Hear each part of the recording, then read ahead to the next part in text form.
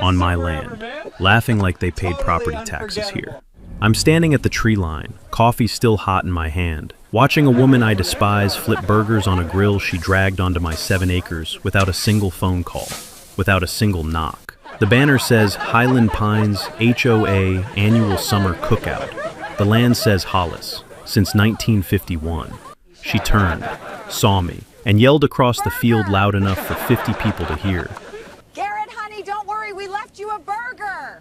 My grandfather's land, and she left me a burger. What she didn't know, I'd been ready for this moment for 4 months. The fence was up, the paperwork was filed, the livestock was already on its way. 6 American bison, 1 very patient engineer, and a plan so clean even the judge smiled reading it. What would you do? Drop it below. And where are you watching from tonight? Let's light up this map. Let me back up about 18 months, because none of this makes sense without the backstory. My name is Garrett Hollis. I'm 53 years old, a retired civil engineer, and a third-generation Montanan. My grandfather, Eldon Hollis, homesteaded the original parcel in 1951, 312 acres of mixed grassland and timber just outside a small town called Ridgecrest. Population about 4,000, depending on who's counting and how generous they're feeling about the trailer park on Route 9. I didn't grow up wealthy, we grew up with land. There's a difference that's hard to explain to people who didn't have it, but if you know, you know. You could smell it every morning. Pine resin, creek mud, that particular sweetness of sun-warmed fescue grass when a July breeze rolls through. You could feel the frost in the soil in October, gritty and sharp under your boots. Land is weight. It grounds you. It is, in the most literal possible sense, where you come from. Over the decades, the Hollis family sold parcels here and there. Life happens, taxes happen, 3 funerals and 8 years happen. By the time I inherited in 2014, we were down to 41 acres, but 41 acres was still 41 acres. I kept 11 of those acres as a personal homestead with a 2-story craftsman house I'd spent a decade renovating. The remaining 30 acres I carved into a low-density residential development, 20 homes on 2-acre lots, with a conservation easement protecting a riparian corridor along Rye Creek, and, critically, a 7-acre open meadow at the eastern edge of the property that I retained in my personal name. Not HOA land, not common area, my land. I want you to hear that again, because this is where the entire story hinges. That meadow was explicitly excluded from the HOA plat by name, parcel number, and meets and bounds description. I had my attorney, a meticulous woman named Delphine Oakes, make absolutely certain of it during closing. Delphine has 30 years of real estate law under her belt, and the kind of calm that comes from having seen every flavor of human stupidity imaginable. She flagged the meadow exclusion in red ink, got it recorded at the county courthouse, and told me, "Garrett, someday someone will try to claim this is common area. Keep this copy somewhere dry." I should have framed it on the wall. The HOA itself was fine for the first 4 years. Mostly it was a paperwork entity, a homeowners association for a small, quiet development, handling road maintenance and snow plowing through a contracted management company. Residents were decent people. Nobody was trying to build a skyscraper or paint their house neon yellow. Then, in the fall of 2 years ago, Constance Whitfield moved in. Constance was 58, recently retired from a mid-level administrative role at a regional insurance company. Not a glamorous career, but one that had apparently given her an unshakable belief that she was, at heart, a manager of other human beings. She drove a white Escalade with a "My dog is smarter than your honor student" bumper sticker, which tells you everything you need to know about the gap between her self-image and her sense of irony. Within 3 months of moving in, she had gotten herself elected HOA president. The previous president was delighted to hand off the role, and immediately set about improving the community.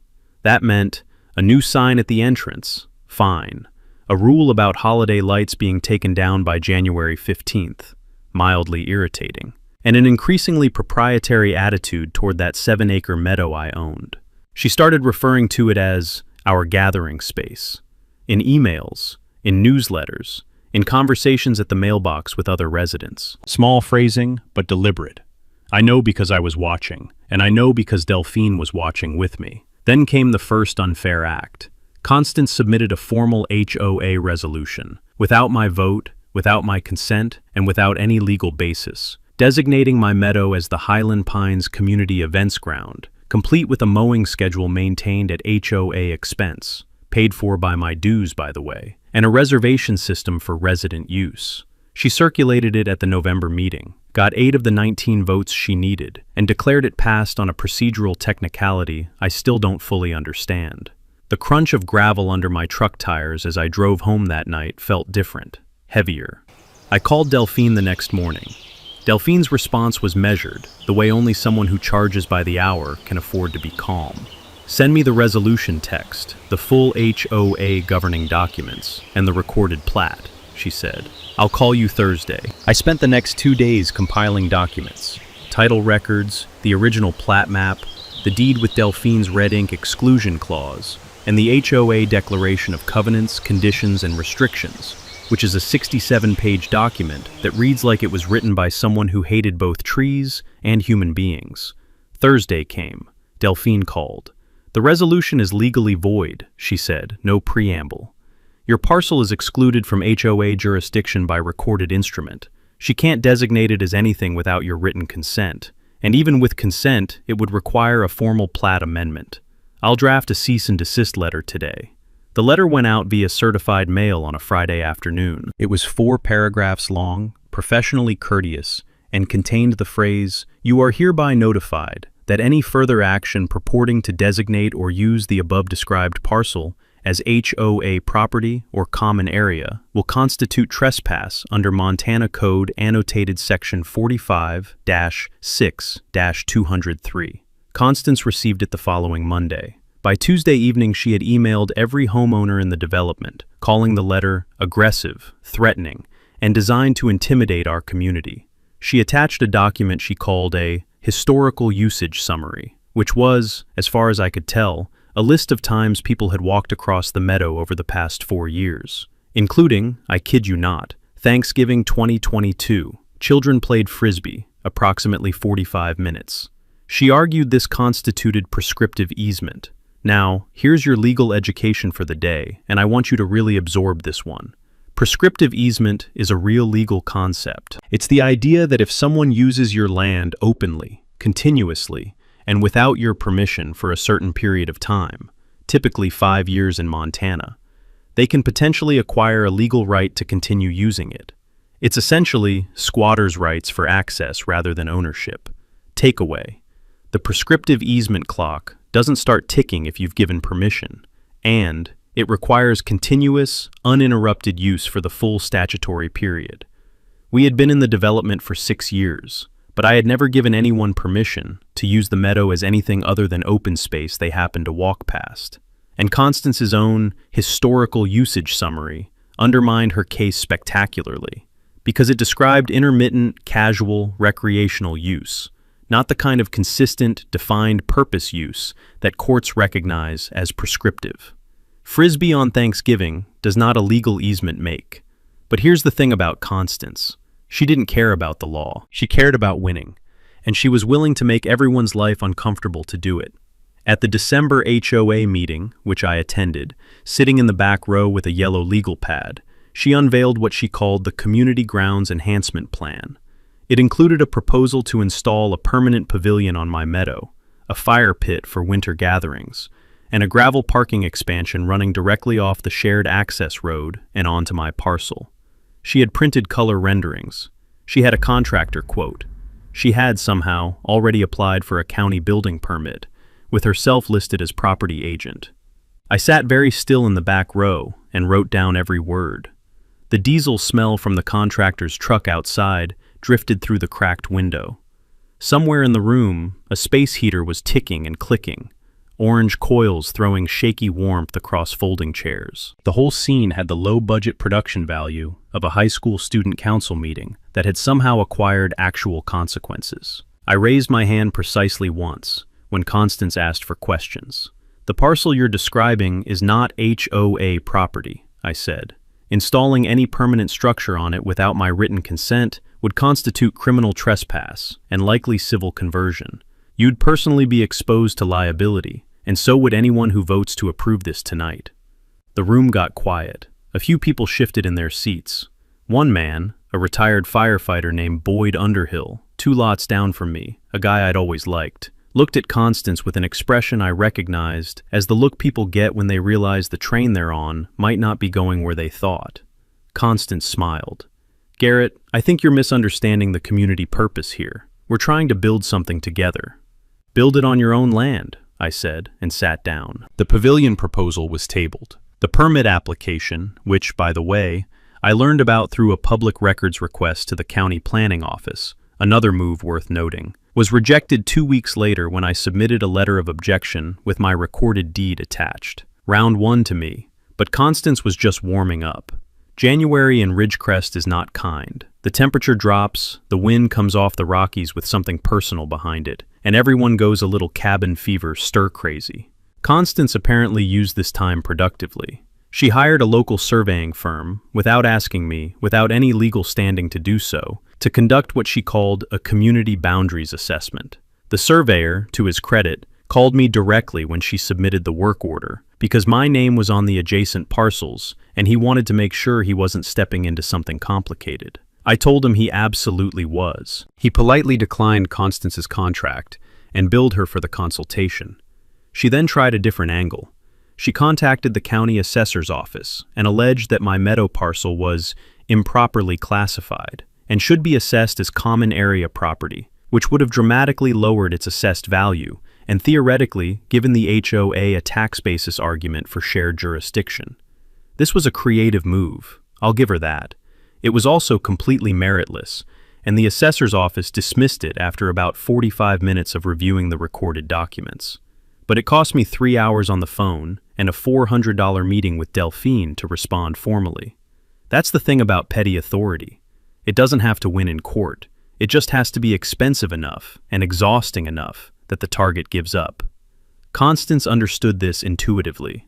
She was running an attrition campaign. Meanwhile, she was running a parallel social media campaign in the neighborhood's Facebook group. The posts were masterclasses in the art of the passive-aggressive ambiguity. Sad to see some residents prioritizing personal gain over community values, wondering why certain landowners feel the need to exclude their neighbors from natural spaces. Heard from a few families that the meadow has been fenced off. Can anyone confirm?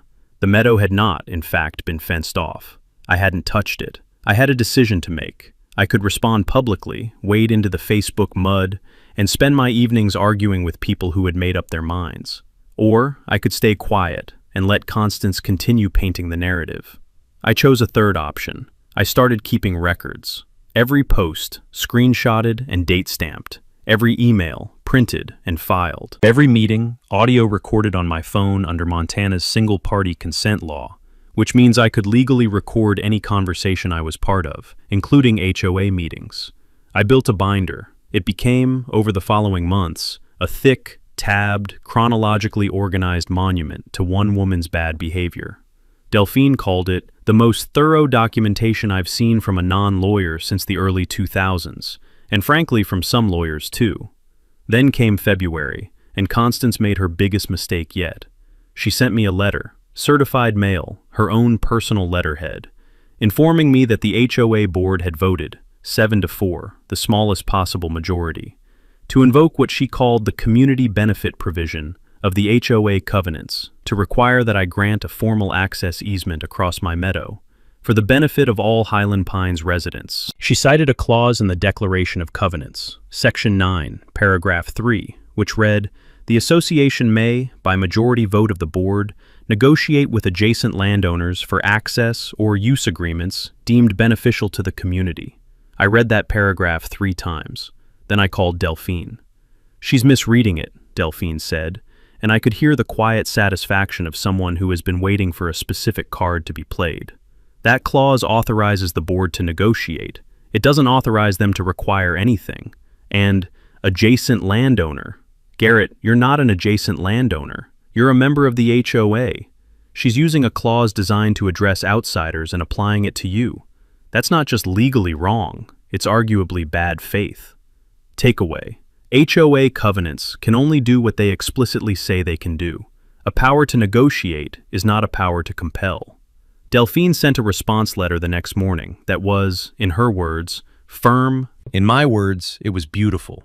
6 pages of methodical legal evisceration that ended with a formal notice that if the HOA pursued the easement demand further, I would be filing for a declaratory judgment and seeking attorney's fees under Montana's frivolous claims statute. The board backed down within a week. 3 of the 7 who'd voted for the measure sent me quiet, apologetic emails. Boyd Underhill knocked on my door on a Thursday evening with a 6-pack of Sweetgrass IPA and said simply, "I voted against it for what it's worth." "I know," I said. I read the minutes. We drank the beer on my porch. The creek was audible from there on still evenings, that low, steady murmur that sounds like the land is talking to itself. I told Boyd what I'd been thinking about for the past few weeks, the meadow, and what I actually planned to do with it. His eyebrows went up.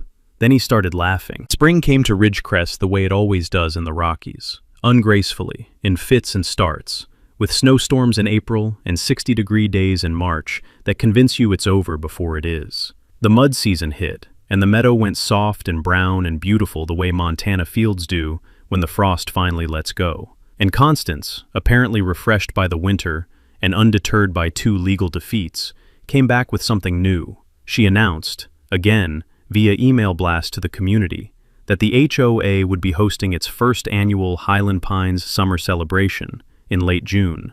A big cookout, she said. Lawn games, a band, a raffle for charity. Lovely, except that the venue she listed for this event was the East Meadow. My East Meadow. She hadn't asked. She hadn't written to me. She hadn't so much as sent a text. She just announced it, included a sign-up sheet for volunteers, and put the date on the community calendar as though it had already been settled. I called Delphine. "She's counting on you to not want to be the bad guy," Delphine said. "She's betting that if she creates enough community momentum around the event, enough families signed up, enough kids expecting a party, you'll feel social pressure to allow it, rather than disappoint 200 people. "She's not wrong about the social pressure part," I admitted. "No," Delphine said, "but she's wrong about your options." We discussed those options. I could send another cease and desist immediately and shut down the planning before it started. Clean, legally sound, but socially brutal. I'd be the guy who canceled the neighborhood barbecue. Constance would have a field day with the optics. Or I could wait. Here's the thing I hadn't mentioned yet, the thing I'd been sitting on since that conversation with Boyd on my porch. I had applied, 4 months earlier, to participate in Montana's Conservation Grazing Incentive Program. It's a real state initiative, look it up, under which landowners who agree to manage their open grasslands using rotational livestock grazing receive annual incentive payments and a formal agricultural designation for their property. The designation matters because agricultural land is taxed at a lower rate, is partially exempt from certain HOA aesthetic covenants, and, most importantly, once you put livestock on agricultural land, the liability framework for uninvited guests changes dramatically. Takeaway: agricultural designation is a legal reclassification that can strip an HOA of jurisdiction over how you use your own land. My application had been approved 3 weeks earlier. I had the paperwork. I had the designation. All I needed was the livestock. Which brings me to the bison. I want to tell you that I always intended to get bison, that this was some long-held ranching dream coming to fruition. And honestly, that's not entirely false. My grandfather had talked about running buffalo on this land back in the 60s, before it became unfashionable and then fashionable again. But the specific timing was, I'll admit, partly strategic. I made contact with a bison conservation ranch 2 counties east, run by a man named Theodore Pruitt, whose family had been breeding American bison for 30 years as part of a regional restoration effort. Theo was gruff, deeply knowledgeable, and immediately suspicious of my motives until I explained the full situation. Then he was delighted. "I've been waiting for someone to use the conservation grazing program for exactly this kind of case," he said. We shook hands over the phone, which is something that makes sense if you've spent time around Montanans. The plan was this. I would receive a starter herd of 6 bison, 3 cows, a bull, and 2 yearlings, on a 30-day trial grazing agreement. They would be fenced within the meadow using temporary, high-tensile electric fencing that I would install myself over the course of 2 weekends. The fence would be legal, visible, properly posted with agricultural signage, and would run precisely along my property boundaries. The HOA's summer cookout was scheduled for June 28th. I began fencing the second weekend of June. I didn't announce it. I didn't email anyone. I just showed up at the meadow at 7 a.m. on a Saturday with a rented fence post driver, 400 pounds of high-tensile wire, a bag of corner posts, and Boyd Underhill, who had taken 2 days off work to help me, and brought homemade elk jerky that tasted like smoke and wood smoke in late autumn. We worked in near silence most of the day, the thwack of the post driver ringing out across the field, meadowlarks scattering and returning, scattered in short arcs of yellow and brown. By Sunday evening, the fence was up. The agricultural posting signs went in Monday morning, bright yellow, hard to miss. I called Theo on Tuesday. "The pen is ready," I said. "Be there Friday," he said. But before the Bison arrived, I got a phone call that changed the whole picture, and honestly, elevated what had been a fairly elegant local dispute into something with much larger stakes. The call came from a woman named Philippa Strand, a paralegal at a property rights nonprofit in Helena called the Montana Landowners Coalition. She'd heard about my situation. Apparently Delphine had mentioned the case at a professional gathering, and she wanted to ask me a few questions. "Has Constance Whitfield made any comments to you, or in writing, about what you do with your land that could be interpreted as discriminatory?" Philippa asked. I paused. "What do you mean exactly?" "I mean, has she ever suggested that you, as the original landowner and the founder of this development, don't have the same rights as other residents?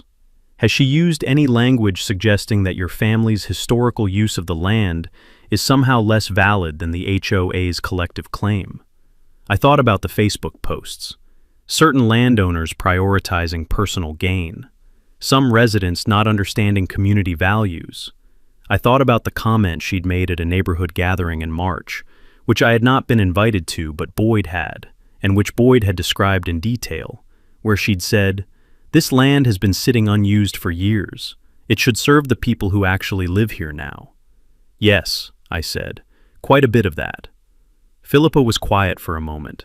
"I'd like to look at your documentation, because what you're describing, an HOA officer systematically attempting to dispossess a long-term generational landowner of hereditary land through bureaucratic mechanisms and social pressure, that potentially triggers Montana's Property Rights Protection Act, and it possibly has implications for the HOA's 501c status if they're a nonprofit.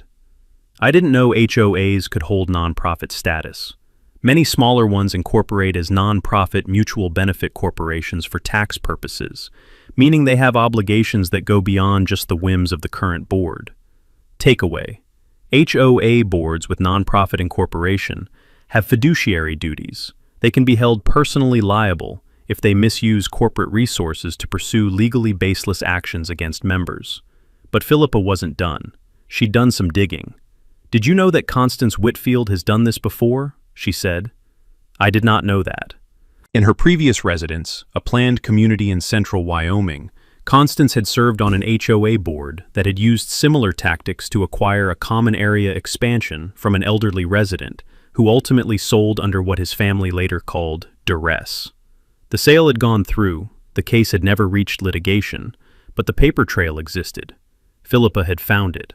"It's a pattern," Philippa said, "and patterns matter when you're arguing bad faith." I sat in my truck in the driveway for a long time after that call, watching the light go out of the sky over the Beartooth foothills, the last pink wash of it pooling between the peaks. This was bigger than a neighbor dispute. This was a woman who had done this before, who had perfected the methodology, who had climbed into a community and begun methodically dismantling the rights of whoever she decided was an obstacle. I wasn't going to let her win. And now, with Philippa's research, with Delphine's legal arsenal, with Boyd in my corner and Theo Pruitt's Bison 2 days away, I finally had everything I needed to make sure she didn't just lose this fight, but that she didn't do it again somewhere else.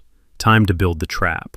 There's a particular satisfaction in the planning phase that I think only engineers and chess players fully appreciate. It's not the victory itself, it's the architecture of the victory. The way all the pieces connect, the way you can run the scenario forward in your head and see, move by move, exactly how it plays out. Here's how I built it.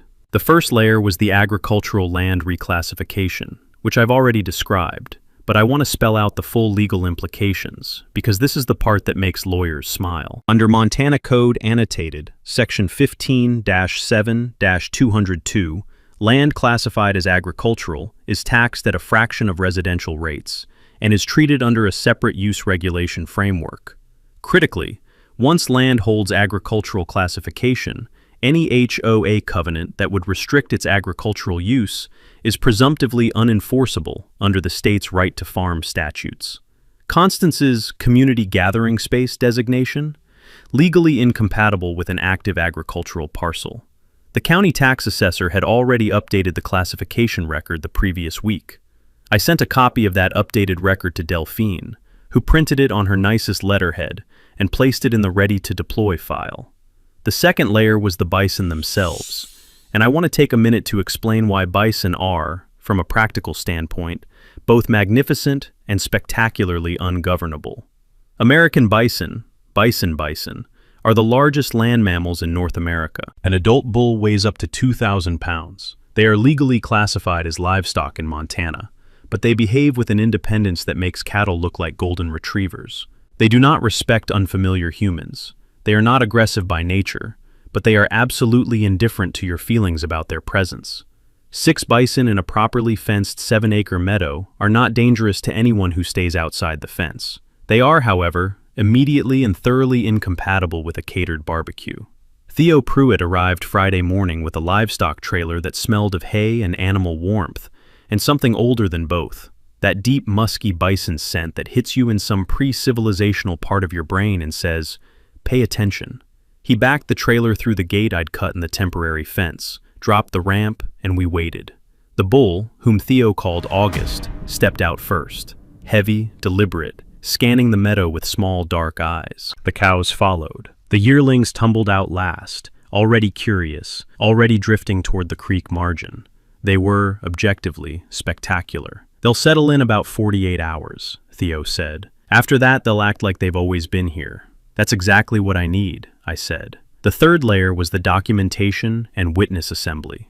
Boyd had quietly recruited 4 neighbors who'd grown tired of Constance's management style, including a retired school teacher named Eugenia Marsh, who had been taking her own notes since November and had a memory like a courthouse filing system.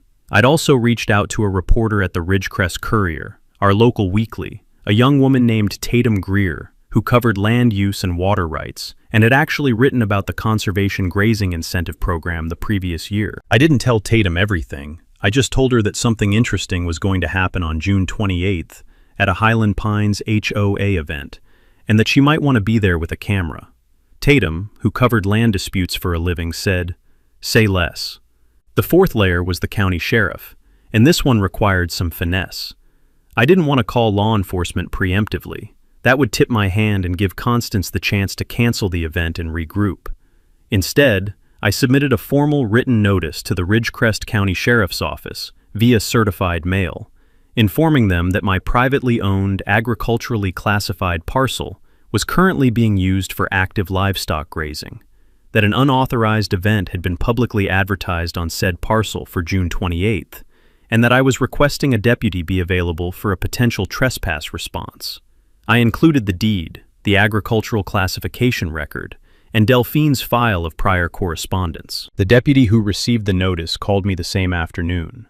His name was Harlan Osgood. He was measured, practical, and, I could hear it in his voice, quietly amused. "We'll have someone out there," he said. The fifth and final layer was what I thought of as the exit ramp, a formal notice sent to Constance by certified mail on June 21st, 1 week before the event, informing her that my meadow was an active agricultural grazing parcel, was enclosed by legal livestock fencing, contained 6 American bison, and was not available for any non-agricultural use. I included the agricultural classification document. I included a photo of the fence line, with the posted signs clearly visible. I included a photo of August, standing in the middle of the meadow, looking like the living embodiment of, "This is not your party." Constance signed for the letter on June 23rd. She did not cancel the event. What Constance did instead was remarkable, and I mean that in the technical sense of worthy of remark, not in any complimentary one. On June 24th, she sent an email to the entire HOA distribution list, all 19 households, with the subject line, "Important update, community celebration proceeds as planned." In it, she claimed that the agricultural reclassification of the meadow was a bad faith legal maneuver designed to harm the community, that the bison were a provocation and a safety threat, and that she had consulted with a property attorney who had confirmed the HOA's right to access the meadow based on historical use and community necessity. I have no idea who this attorney was. I suspect they were either not fully briefed or were simply billing by the hour and agreeing with whatever their client wanted to hear. That happens. She followed this with a phone call to Tatum Greer at the Courier, which backfired magnificently because Tatum had already been doing her homework and started asking Constance pointed questions about the previous Wyoming HOA situation. The call ended abruptly. Tatum called me afterward, laughing quietly. "She hung up on me," she said. "I've never had a source hang up on me." On June 25th, Constance attempted her most aggressive move yet. She filed an emergency injunction request with the county district court, asking a judge to issue a temporary restraining order requiring me to provide access to my meadow for the June 28th event. It was bold. It was also the exact kind of maneuver I had been preparing for. Delphine was already on it. She'd been watching the court docket. She'd set up an alert for any filings involving my parcel number, and she had a response brief drafted and in the judge's inbox within 4 hours. The brief was 22 pages. It included the recorded deed, the agricultural classification, the right to farm statute, the documented history of the HOA's bad faith conduct, the Wyoming precedent Philippa had surfaced, and a detailed accounting of Constance's own prior certied mail notice informing her of the livestock. Takeaway: in injunction requests, courts look at likelihood of success on the merits and balance of hardships, and here, the hardship of the HOA not having a party was clearly outweighed by the hardship of forcing a landowner to open an active livestock pasture to 200 civilians. The judge denied the injunction by Friday afternoon. His written order contained the line, "The petitioner appears to have been made aware of the agricultural use of the subject parcel prior to scheduling the event at issue, and cannot now claim surprise or irreparable harm." Constance, to the best of my knowledge, did not tell the other 18 households that the injunction had been denied. She also, simultaneously, tried to go around me through the Ridgecrest County Planning Department, submitting a request to have my temporary fencing declared a nuisance structure on the grounds that it was visible from the shared access road and constituted an aesthetic violation of the development standards. The planning office called me, asked if the fence was properly permitted and posted. I said yes, and emailed them the permit documentation. They closed the complaint within 24 hours. On June 26th, the Saturday before the event, I drove past the meadow in the early morning. The bison were exactly where they always were at dawn, clustered near the creek margin, backlit by the early light, steam rising off their dark backs in the cool air. August had taken a position in the middle of the field, massive and still, the way only very large things can be still. I rolled down the window. The meadow smelled of wet grass and something ancient and animal, and from 200 yards away I could feel, more than here, the low, ground-trembling presence of 6 large creatures simply existing in their space. I drove home and made coffee and sat on the porch, listening to the meadowlarks. June 27th, the day before, a flatbed truck from a party rental company arrived at the Highland Pines entrance, with folding tables, a pop-up tent, and a commercial-grade propane grill. Constance had rented a full catering setup. She had apparently told the rental company that the event was on community grounds and that access was confirmed. Boyd texted me at 6 p.m. "She's setting up on the road by your fence line. What do you want to do?" "Nothing," I texted back. "Let her set up." "You sure?" "Tomorrow's going to take care of itself," I said. Boyd sent back a bison emoji. I didn't know he knew that emoji existed. The night before the cookout, I didn't sleep much. Not from anxiety, exactly. More from the particular alertness that comes when something you've been building for months is finally 24 hours from completion. I lay in bed listening to the creak and running through the plan the way an engineer runs through a structural calculation. Finding the load points, checking the assumptions, looking for the failure modes. The main vulnerability in my plan was always the same. Constance might simply back down, call it off, send an apologetic email, quietly dismantle the rental tables, claim the event was postponed.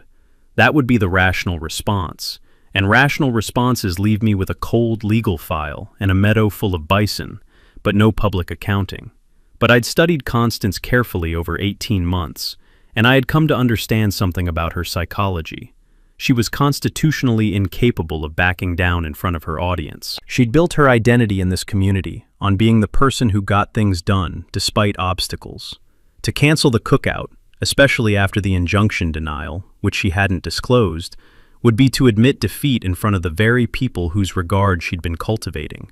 She couldn't do it, and so she didn't. What she did instead, on the morning of June 28th, was double down in a way that made my job considerably easier.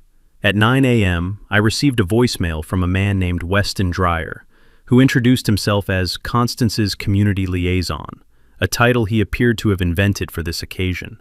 Weston informed me that the HOA had secured alternate legal counsel overnight and was prepared to exercise community access rights to the meadow at 2 p.m. when the event began.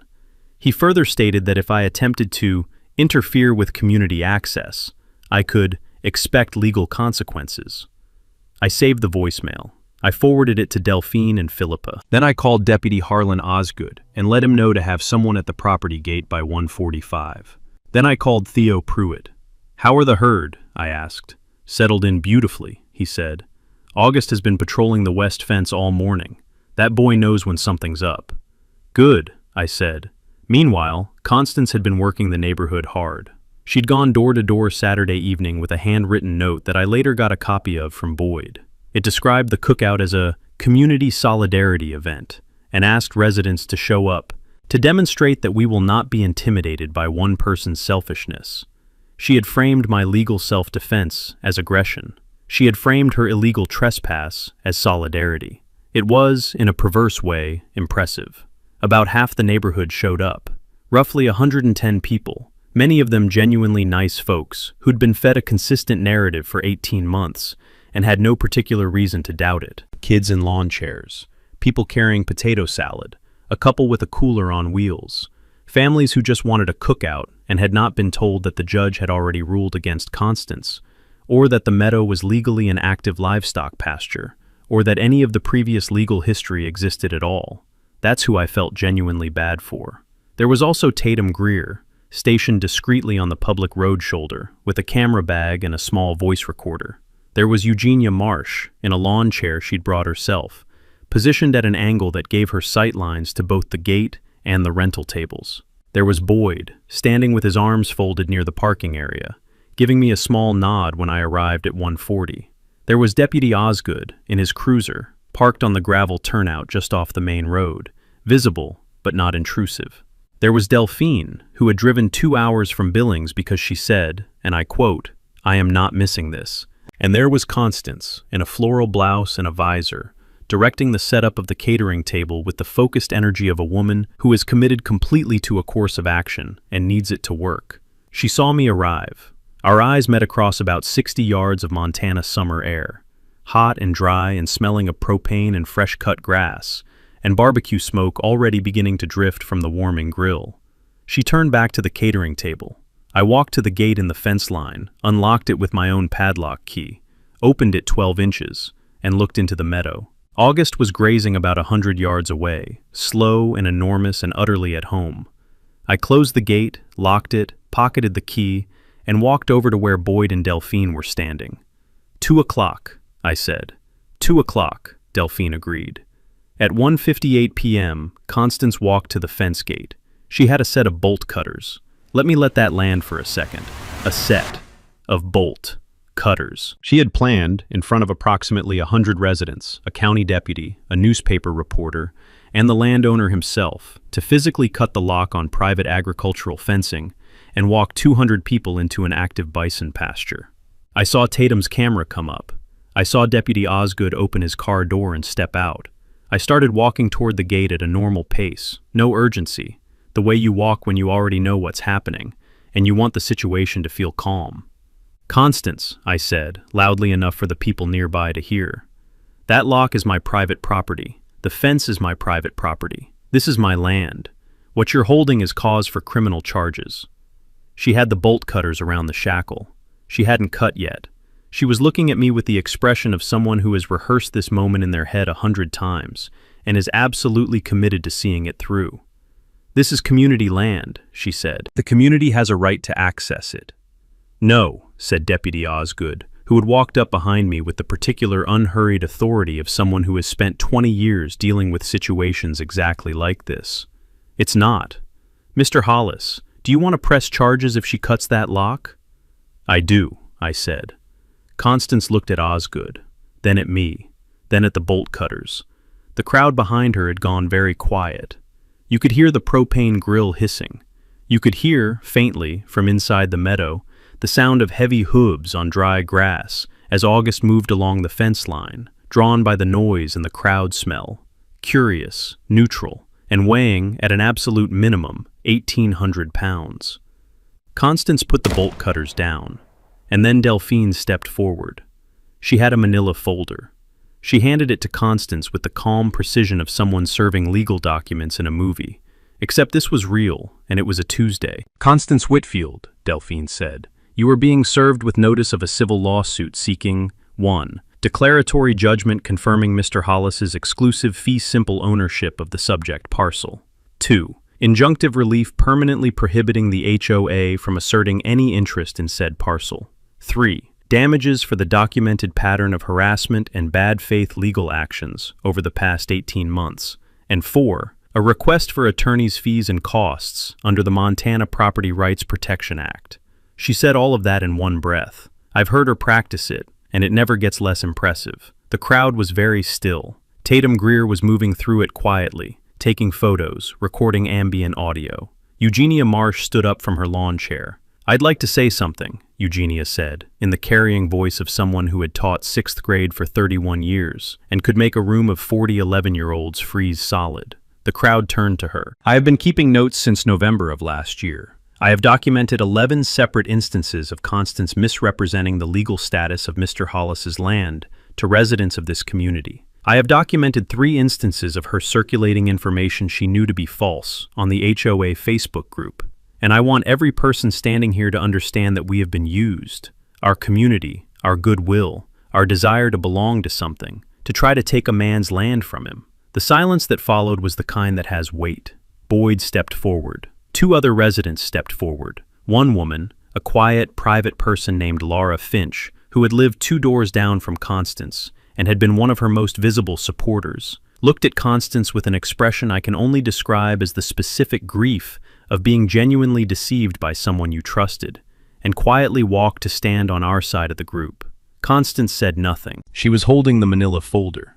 The bolt cutters were on the ground. Inside the meadow, August had come all the way to the fence line and was standing 10 feet from the gate, enormous and still, watching the proceedings with those small, ancient, perfectly indifferent eyes.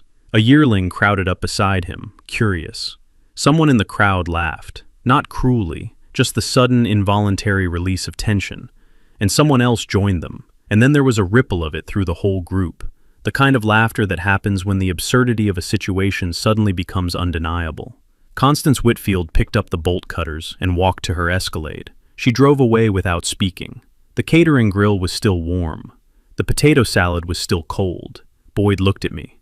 "We've still got the food," he said. "We've still got the food," I confirmed. "We asked the rental company if we could keep the tables for the afternoon. They said yes. We asked Theo Pruitt if he wanted to come by and talk to the kids about Bison. He did. We moved the whole cookout to my side yard, which has a better view of the mountains anyway. It was, by some margin, the best neighborhood party I've ever been to." The civil lawsuit settled 4 months later, before it ever reached a courtroom. Constance's personal attorney, not the mysterious overnight counsel, but a real property lawyer she retained after the cookout, reviewed the file and apparently advised her with considerable urgency to settle. The terms: a recorded covenant amendment permanently and explicitly excluding my meadow from all HOA jurisdiction, in perpetuity, filed at the county courthouse, in language so specific that even a future HOA board led by someone worse than Constance couldn't reinterpret it. A payment covering my legal fees, not a dramatic sum, but enough to cover what Delphine had billed over 18 months of steady work. A formal written retraction, distributed to all HOA members, acknowledging that Constance had misrepresented the legal status of my property on multiple occasions. She also resigned from the HOA board. The letter she sent to residents was terse and did not include an apology, but her absence was its own statement. Philippa Strand's nonprofit shared the documented pattern, the Wyoming precedent, the Montana case, with an HOA oversight advocacy organization that works with state legislators on HOA reform. It became part of a testimony package submitted to a Montana House committee considering updates to the state's HOA transparency statutes. I don't know if it will result in legislation. I know it's part of the record. Boyd was elected the new HOA president. He runs it exactly the way it should be run, like a maintenance coordination entity for a small residential development, not a personal fiefdom. The Bison stayed. I extended the grazing agreement with Theo Pruitt into a full partnership. We run a small rotating herd on the meadow year-round now, between 4 and 8 animals depending on the season, as part of the regional conservation restoration effort. August is still there. He's got a following among the neighborhood kids, which I think he tolerates the way very large, dignified creatures tolerate the attentions of small, enthusiastic ones. The meadow is also, as of this past spring, the site of the Eldon Hollis Land Stewardship Scholarship, named for my grandfather. It's a modest annual award given to a Ridgecrest High School student pursuing a degree in agriculture, conservation, or land management. The funding comes from a combination of the conservation grazing incentive payments, a small community donation campaign that Eugenia Marsh organized, and a contribution from the Montana Landowners Coalition. First recipient was a 17-year-old kid from the east side of town who wants to study range science at Montana State. He came out to the meadow in April and spent an hour watching the bison while Theo explained the ecology of the grassland. He didn't say much, he just watched. And I understood that because I was doing the same thing at his age, in this same field, standing next to my grandfather. Land is weight. It grounds you. It is where you come from, and if you're lucky and stubborn and reasonably well advised by a good attorney, it's where you stay.